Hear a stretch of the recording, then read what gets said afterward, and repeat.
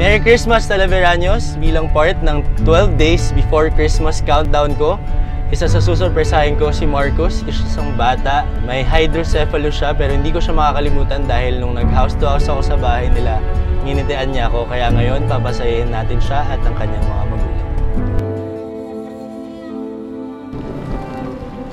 Hello po! Andiyan ba si Marcus? Hey, Marcus po. So, ito, bigay ko sa kanya. Sa inyo, Noche Buena package. Ito para sa kanya. Thank you po. Tsaka ito, para sa kanya. Thank you po, sir. Thank you. Thank you po. Tsaka yun, electric fan din para pag natutulog siya.